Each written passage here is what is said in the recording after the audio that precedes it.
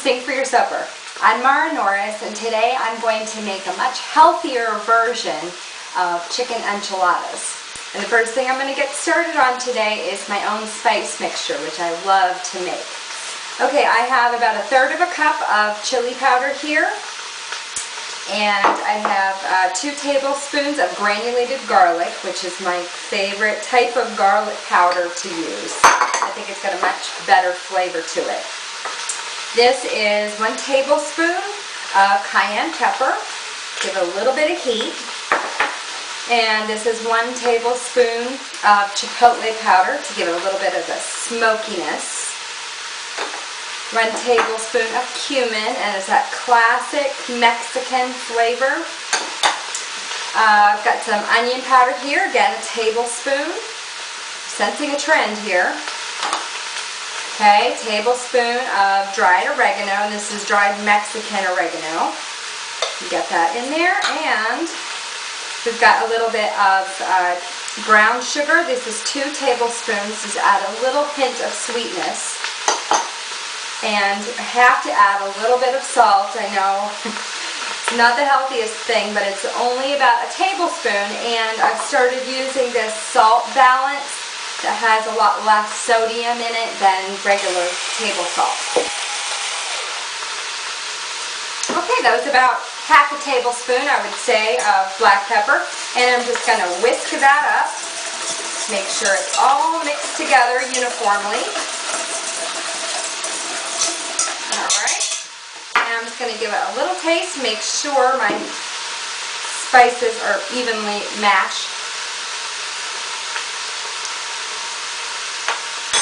It's good, and it's got a kick to it. You're going to love it. Okay, so you can't have chicken enchiladas without chicken, so I'm going to get that started. And I just have a big skillet here on medium-high heat, and I'm just going to spray the pan with, non-stick cooking spray. We're not using oil here and adding extra fat. Okay, and what I have here are just little chicken tenderloins. They're completely white meat, and they're really super easy and fast to cook, so that's why I like to use them. Don't worry about getting a brown crust on the chicken, because we're going to tear it apart and cook it further in some water and some spices. So we actually want it to stay a little bit more tender, and we don't want that crisp crust on it. As soon as you see the white come up at the bottom, it's time to turn it over. And it's okay if it's not fully cooked in the middle, because again, we're going to cook it further in the water. So all of my chicken is just about done, and you just want to take 2 forks and hold the chicken breast with 1 fork, and then take the other fork and just pull the meat so it comes off in nice shreds, just like that.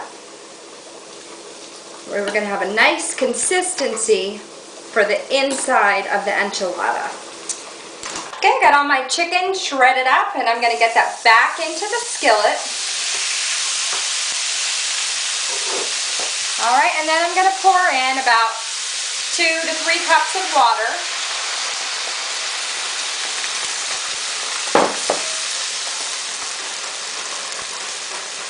I'm going to add some of that great spice mix that we made. And we're probably going to use about half of that spice mixture in the chicken. But we want to reserve some of that for the sauce that's going to go on top, so don't use all of it.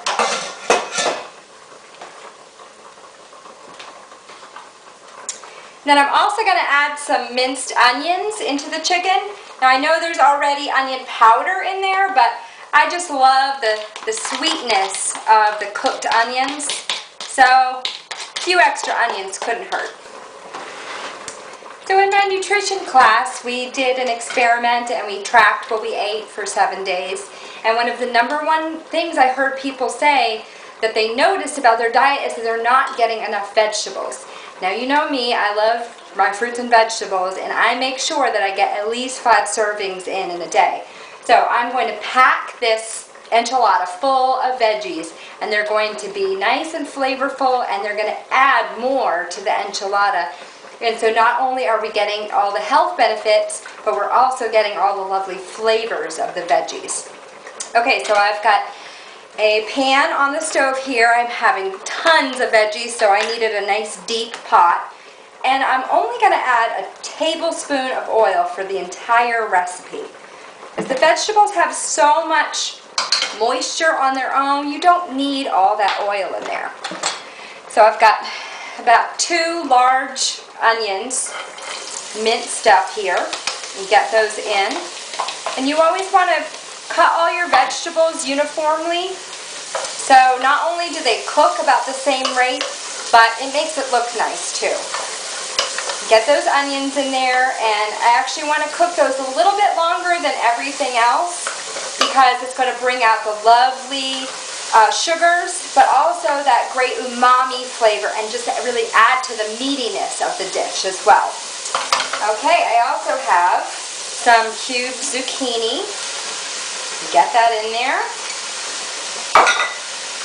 Some summer squash.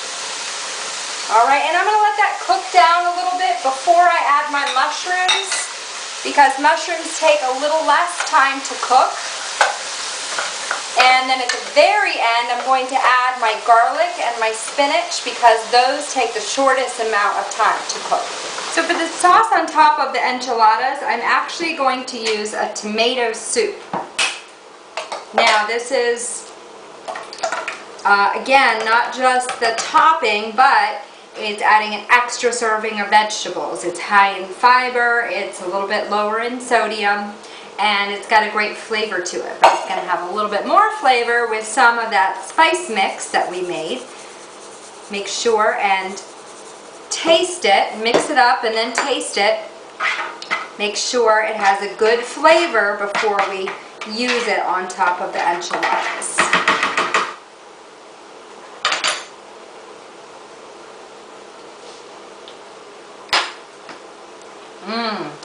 It's so rich and smoky and just a little bit sweet. I think these are going to be great enchiladas. Getting ready to assemble my enchiladas, and I'm using a tortilla that is very low in fat. It's very high in fiber, very high in protein, very low in carbs. So those are all good elements of a tortilla. And I actually think these taste a little bit better than the regular white flour tortillas because they have that nice richness of the wheat in there. So get the tortilla onto your work surface. Now this is some fat-free refried beans that I've mixed with some of our spice mixture, and I'm really just going to put about a tablespoon just to kind of marry the vegetables with the chicken. And just spread that onto the middle. And then we're going to get just a little scoop of our chicken. And it's about the equivalent of one of those chicken tenderloins. Okay, spread that in an even line. And then we're going to get our vegetables. Again, you can pile those veggies on because they're going to fill you up. They're going to keep you full. And they taste great. Not to mention full of vitamins and minerals and all that great stuff that your body needs. Okay, we're just going to roll them up. Don't worry about sealing the edges because we're going to bake it in a dish. Okay, just get it in your dish, and then we're going to top it with that tomato sauce. And then this is just a little bit of a 2% low-fat shredded cheddar, and we're going to put about a tablespoon on top of there. We're not going to heap it full of a ton of cheese because that's just adding, extra fat and calories that we don't need. And we have so much flavor in this already that we don't need that extra flavor from the fat.